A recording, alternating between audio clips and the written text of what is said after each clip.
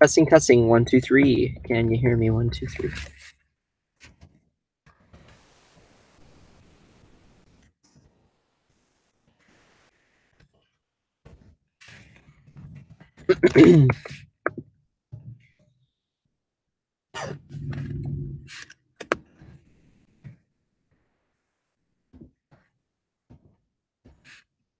Cussing, 1, 2, 3. Yeah, that works.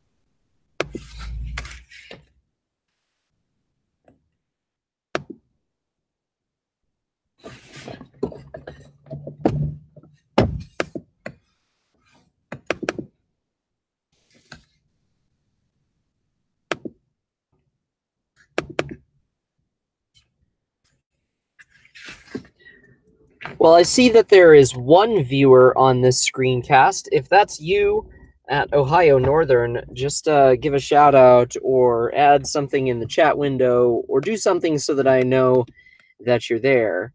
Right now, can't see anybody and want to make sure that you're here before we get going.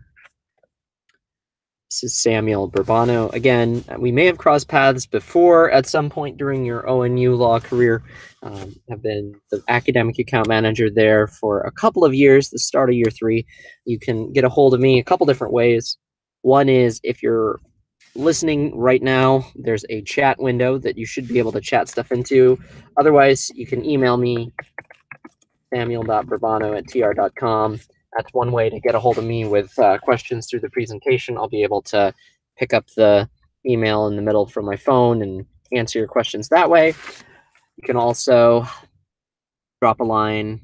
Yeah, basically those two ways, chat or email. Like I said, I still see that there's one viewer over here, but I can't see or hear anybody, so not sure if that's you or not right now, ONU Legal Clinic. But if it is, yeah, please let me know so that I know that we can get going.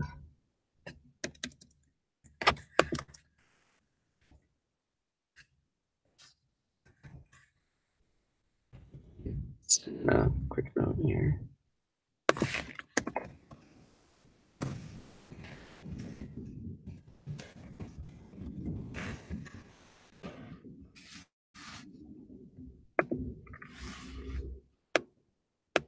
Is that you? Just waiting to find out, because otherwise I will just start talking and that would just be sad and weird and awkward. So yeah, please let me know somehow that that's you. If you're connected to the live webcast, maybe your mic isn't turned on, because yeah, that would be a pretty easy way for me to know that somebody is on if you speak up. Hey, we're online but can't figure out the chat, but we are listening to you right now. Wow, okay, cool. So I'm not just awkwardly talking to myself. That is fabulous news, fabulous and wonderful news. All right, so good afternoon, everybody. Thank you for joining me for today's very brief rundown of Westlaw for clinic students. My name is Samuel.berbano. Like I said, we've probably crossed paths before. If you don't know who I am or what I look like, bookmark that law school site. That's lawschool.tr.com. This is the new law school portal. You'll notice that if it's you that's logged in and you scroll down through the list, you will be able to see my face and contact information. Right now it's just generic nobody here because I'm on a sample password. What I'll do, though, is I'll take you through Westlaw and practical law and give you a list of some things that I think are really going to help you out this semester in clinic and beyond. So as you have questions, again, send me those emails or DMs or whatever you need to do in order for me to get to them. So let me talk about a common database in Westlaw that not a lot of people know about. It's called Proof of Facts. And you'll notice how I'm getting to it. Quick review, typing in the name of the database and clicking on it. This is not Amjur, the big green encyclopedia that has probably bored you to tears at some point in your first year or two of law school. It is totally a different database, totally different source, and you'll see that it is so cool that I decided to start. That's the favorites over here.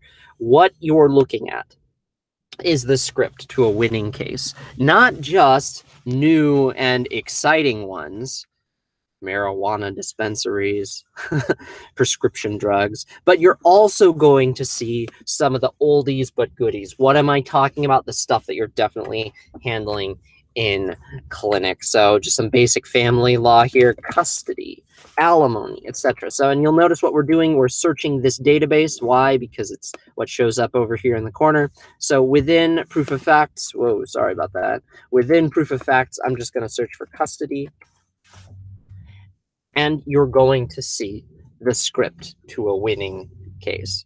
By that, what do I mean? I mean not just the boring old legal background. We'll click on modification over here, because it looks like this one's been superseded, so it'll have a link to another one and another one after that. But what you're looking at here, and you can see here a list of other related kinds of cases that are within that family law bucket. Not only the legal background, but also a checklist, some things that you can run down with your client. And while you're at it, model testimony, so that way you can help prepare your client. And so that way you've got your model foundation when you go to court. It's not as objectionable, right? Objection foundation. No, you've got the model foundation right there. And in addition, whenever it says cumulative supplement, that's that whole pocket part thing. So if there are Ohio cases that have been added since the time this was published back in 19 whenever, you would see them here in that list. So you're looking at one right now where it says cumulative supplement. And of course, you've got a citation to that 2017 Ohio case. And how about that? A citation to the section of the Ohio Revised Code. If you like it, what should you do with this? Glad you asked. In my mind, at least, in my imaginary hypothetical mind, where you're talking, you hit the button Save to Folder over here, and what do? You create a new folder, or you save a new folder. You park your information here so that it's easier to find next time. You'll notice here I got tons and tons of folders. If you're working on something that is interesting, might not be a bad idea. Drop me a line, see what I've got. I might be able to share that folder with you, give you a couple cool starting points. Turns out there's lots of Ohio law about cheese. Anyway, park this in a folder, might be helpful to you. Keeping in mind, of course, that you can also get to these sources by starting with a case and looking under Keysight. Quick review of that. You're looking at this 2017 Ohio family law case, and again, you'll notice here 3 secondary sources on Westlaw. What are they? Obviously, it's the proof of facts that we just looked at a second ago, but also, there's something called Amjur trials. Could that be really similar and additionally really helpful? Yes, of course. And then, of course, down here, you've got Ohio Jur family law. So the circle of life, right? You start with your primary source. It connects you to the secondary material that can help you practice and do the thing. And that's pretty great. Questions about this source, this database, proof of facts. It's sensational, not just for the new stuff, but also oldies but goodies. I'm gonna hang out here and check my email here for a second or two as this stream comes to you over the internets. Thank you again for bearing with me. If you would deign to send me your emails or just let me know who you are, I'll follow up with you with some links from today, the databases, sources that we looked at, along with my in-person availability, because I'll be back at ONU with the 1Ls in October, I believe. And while I'm there, would love to meet you in person and talk more about what you're interested in and what you're up to next. Last call for questions. I'm looking here at my email and looking at the DMs in the chat. All right, well, we're going to keep moving on then. What about common problems of statutory research? So I'm going to pull up the custody statute here in Ohio. I'm going to read it, I'm going to talk about some common mistakes that happen during the statutory research process, along with how you can avoid them. So we're looking at a statute, and one thing that you're going to see in bold, and I'm going to show it to you right now, is that effective date. You see it right there, effective. Why? Because maybe you are looking at something that was not the law at the time of either the crime or the previous event or the transaction. You know that history can be a thing, right? What did the murder statute say at the time of the crime? Because that's the one you need to look at. Was the corporation validly formed? You don't look at today's version of the statute. You look at the version on the date of the purported formation. History, graphical statute, only on Westlaw. It's fabulous. So I can't see your reactions right now or your faces, but I'm going to tell you a joke anyway. Let's pretend that this is the bank robbery statute, and the Joker is finally brought to justice for all of his heinous crimes, including the bank robbery at the start of The Dark Knight. The district attorney tells you, I need you to draw up the indictment for Joker. I need you to indict Joker, do all the initial pleading type stuff, because I have more important things to do. I have to meet with Batman, right? If I get him to you, will you get him to talk? You know, all that Batman stuff. The mistake that many legal researchers will make is that they will pull up the statute. They will find the correct statute. Again, pretending that this is the bank robbery statute. They will pull up the statute, but they won't check the version. And the problem with that is that because Dark Knight was 2008, right? The bank robbery happened over here, which means that the version of the statute we need to look at is this one over here. Everybody sees that? And again, you can do this too with your Ohio code, with your federal code, with the US code.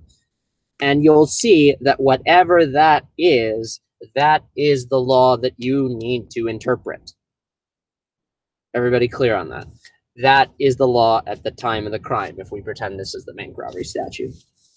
In this case here, it looks like something has been settled law for quite some time. So if you are looking at a case that, you know, it has this weird version of a factor test, but it was from 2008 to 2011, you might be able to distinguish it, not because it has that red flag and was overruled, but because maybe the factor the court found most dispositive, like maybe that's not part of the test anymore, or maybe there's language that kind of undermines what's going on over there. So history, graphical statute, tremendously important, especially for that Batman criminal law kind of context. Why? Because you might put, you might get an indictment with 4 elements because you pulled up the statute and it says this, but back when the crime happened, the statute had 5 elements. Oops, insufficient evidence to convict Joker now.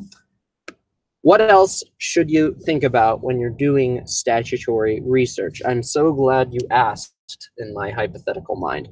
Next place to look is the Notes of Decisions tab. And by way of quick review, because it's football season, the Notes of Decisions work like a playbook for the statutes, right? And you know what a playbook does? It is like when a bunch of people are watching the opponent's film and breaking it down and saying, here are the plays that they run. And that's really what this is. If this doesn't look pretty, you might want to click hierarchical view when you're back at your computers, or maybe you're following along and you're doing this right now, which is fabulous.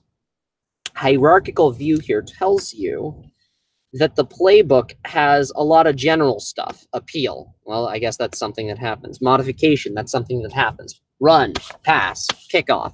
But then you can see here, not only is it very, very specific in these categories and subcategories, see them right here, wow, because I bet you, best interest of the child is probably a category, and then all these subcategories as well. If you click on them, then you winnow down that list so that way you see cases on that particular point. Because best interest of the child and interviews with judge, okay, interesting. Like these issues are really specific. So what you're ending up with are specific authorities that not only are responsive to your issue, but also interpret your statute. If you know how to do this at your job, you'd be like Rookie of the Year, I promise.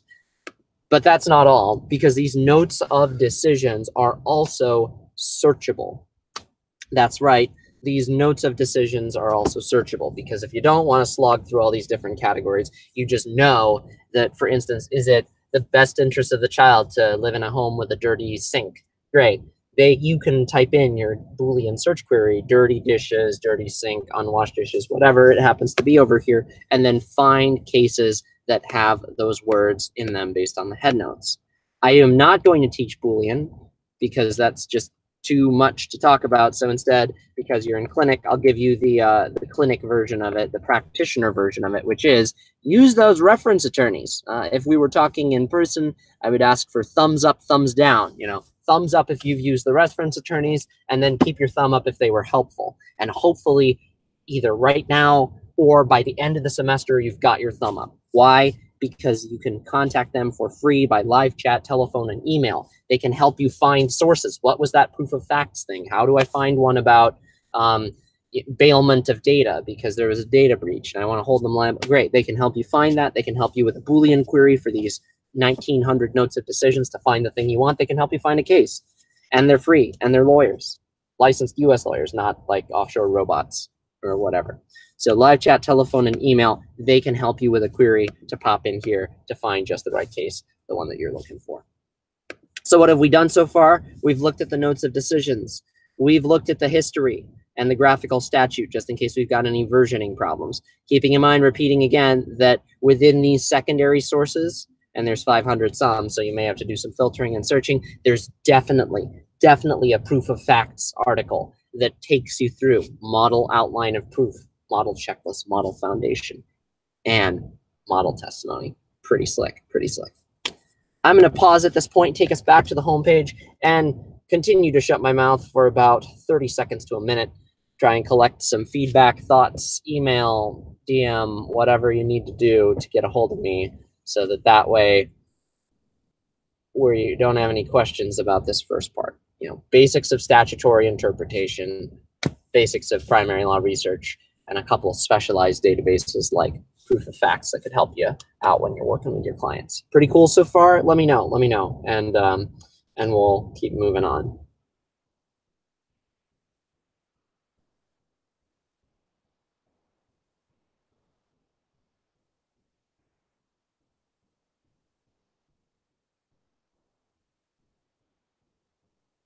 Well, hearing nothing from the email or the interwebs here, let me take us into practical law. I'll overview a couple of topics there, and that may wind up our time. It at least winds up my prepared remarks for you.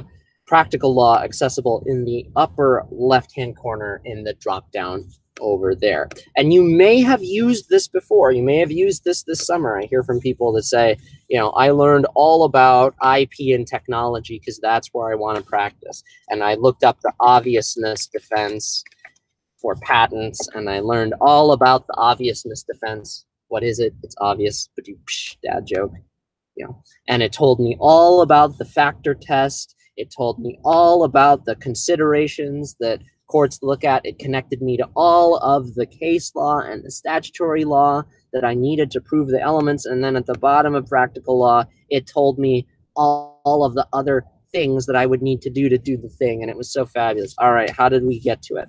Again, upper left-hand corner, drop down, not Westlaw, but practical law. You may also see it if you key cite a document that references a resource on practical law. What we just saw was a practice note for IP and technology. And I know some of you may be advising some businesses, but rather than go there, I want to give you a common civil issue in Ohio, which is, of course, real estate, leasing. Did I get evicted correctly? My goodness, let's find out. Real estate, you'll notice where it is in the practice areas. It's right over here. Couple other ways of doing it. We could also dig through the jurisdictions over here, or we could run a state Q&A. Hey, we don't have questions so far, but the live chat we think is working right now. Let us know. Let me check here. Pop it up here along the side and see what we can see. Group chat, enter chat or message link here. Hello. I'm going to type in hello. If you see it, then it's working, and then you can send in a group chat. But other ways to do this, I keep saying DMs. I just realized at Lindy Hop Lawyer. That's me on the Twitters. You'll also see that link from the lawschool.tr.com site. You'll have my live schedule for every week. So right now I'm driving between Cleveland and Columbus to teach an evening class there. So thank you for accommodating me by this format here and letting me webcast into you. But yeah, DM, email, do what you need to do to get a hold of me, because I would love to actually be seeing and hearing you. Last year's clinic, we got that to work. But like I said, want to make sure you're able to get some value from our chat today. So practical law. Love it. Use it. It's awesome. Why? Because the people that are writing it are AmLaw 100 alums whose full-time job with Westlaw is to come up with all these awesome checklists and resources and whatnot. But real estate, Ohio, did I get evicted correctly or not? Of course, there's a proof of facts about it. Of course, you could find it from the key site. You can also start over here. Click on real estate, and then we've got a couple of different options. One of them is to continue digging through these topics here. Residential leasing, definitely a thing. Another way of doing it is to derp some words into the bar and be like Ohio eviction. I'm going to do that over here. If we don't see anything, we'll keep digging. Another way of doing this and be like, hey, where is it? And they can not only find it for you, but they'll email you with the link, which is pretty sweet. But as you can see, derp searching, not too bad, because there you go, eviction procedures, residential, Ohio, along with a model eviction complaint. We'll look at that in a second, and so on and so on. What is a practice note? We looked at one just a second ago with the whole obviousness defense in IP. As you can see, most of it is like 2L, 3L kind of content, though, on practical law. So there's some labor and employment. I hope you use this for your classes. If you got more questions about it, let me know. Again, you do this, you'll be Rookie of the Year. It's your job. Because it tells you, oh, here are the statutes. Here are the cases that interpret the statute. Here's the first thing that happens. Then there's this. Then there's this. But then if this happens and you then you cash the rent check, after you give the notice, this is what happens. But you don't just have to cash it. You can also just hold it with notice that the landlord is not waiving without notification, and then all this other stuff, and blah, blah, blah, blah. Hopefully you see that this is a super awesome secondary source. It is super great for the purposes of doing the thing. Why? Because check out that table of contents. That's how I'm just clicking on things in this over here, literally taking you through step by step what to do and what the primary law is. If you like it, save it to a folder. Those buttons along the right-hand side over here, yeah, and save to folder right over there. Keeping in mind, too, that if you like your folders and you keep stuff in them, you can share it with Clinic, so that way next year's Clinic, you share that with them. They have a great starting point already. Maybe last year's Clinic did that for you. That's what I suggested to them. If they didn't, too bad. But now you can fix that and make things awesome for the future. But you can see here, that's pretty slick. And again, at the bottom of any piece of content on practical law, whoa, that's pretty great. At the bottom of anything on practical law, links to other documents. Are you telling me that I have a model final judgment entry with the award of monetary damages? Yes. That I can attach my proposed motion and it looks like this? Yes. There's a notice to terminate because of breach of statutory duty. Yes, there it is. And keep in mind that whenever it says law as stated, that means that you need to go into Westlaw and key cite the stuff that's in there. You should be doing that anyway, but let me underscore that for you. If we're only updating it every year and change, and sometimes you see that with books, right? Like the edition of the book comes out every year. In the meantime, you should be, if you really need to rely on that, excuse me, pull up the case, look at it on Westlaw, and key cite it just to make sure that, you know, there's no negative treatment for this thing that you are citing. Yeah? Anyway, bottom of the document on practical law, other practice notes, other things that you can do, and other model documents. This is different, though, than your usual form because you'll notice these notes in the middle of the screen. These notes explain the legalese that's in there. So if your client is saying, why do I have to describe my premises like this? Well, you need to do a reference to the deed vesting title in some courts, blah. For example, the Cleveland Municipal Housing Court requires the landlord to blah, blah, blah. Like, it explains what this legalese means that you're looking at, and it does so with reference to the primary law. So that is what is different and exciting about one of these forms from Practical Law. Those drafting notes, you can see them right over here. And that's pretty slick. Once you see something that you like, open it in Word by clicking over here along the right-hand side. You download a clean copy that's ready to work with and pop information into. That's pretty cool. And you'll see those right away over here. Yeah.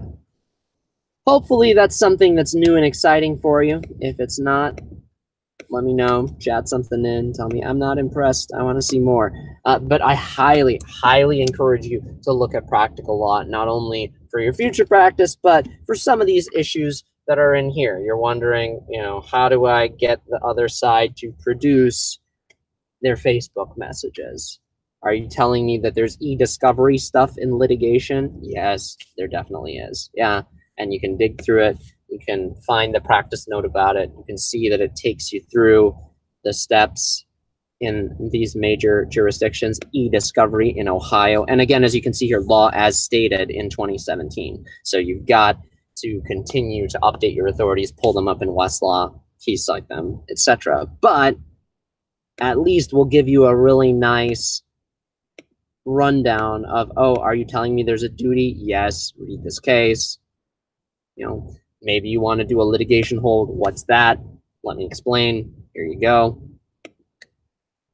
And then again, down there at the bottom of the document on Practical Law, what you need to do the thing. How do you draft and serve the request for ESI?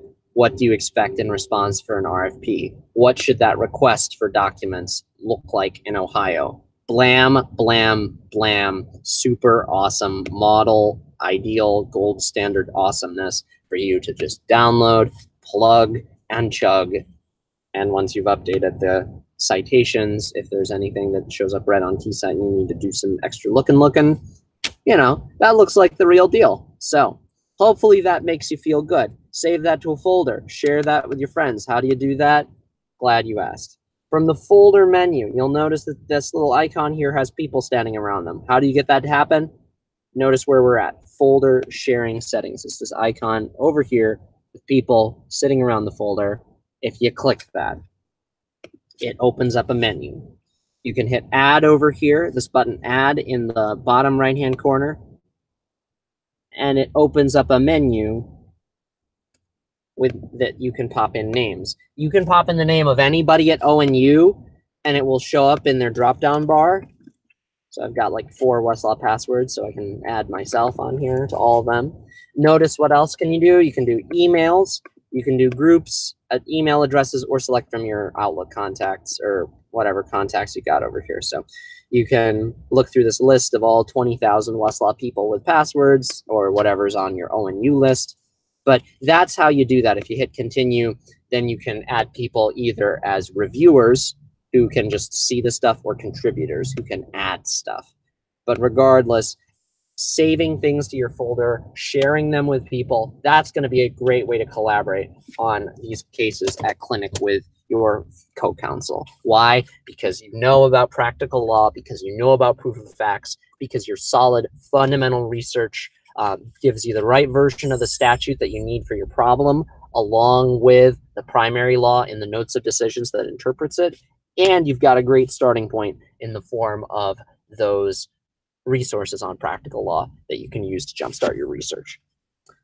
That is the end of my prepared remarks. So that is the end of my quick spiel that talks about both Westlaw and Practical Law. Plenty more things I would like to talk with you about source pulls. If you are on Journal and you want to just like see what all stuff is in your opponent's brief in practice, or what all cites are in your document into the Journal context, what I will do is, again, I encourage you to just send me a note here telling me that you were here, individually, if you would, along with that, maybe just a thing that you're interested in. And I'll see if I can't find something to email you that either recaps what we talked about today or is a different database that we didn't have time to cover. That's samuel.berbano@tr.com. Again, you can see that in the dropdown from that lawschool.tr.com site as well. But hopefully you got something out of our brief time together today, that explanation of some fundamental tools on Westlaw and a couple of really cool secondary sources. That is the end of my talk. I'm going to, again, I'll open it up for questions. What I'd encourage you to do, though, is just email them into me. And then in my follow-up note to the clinic as a whole, I will do my best to answer them and tell you what everybody else asked as well. So thank you for your time and attention today, folks. I look forward to meeting you in person and catching up with you again soon. Thanks, everybody. Talk with you next time.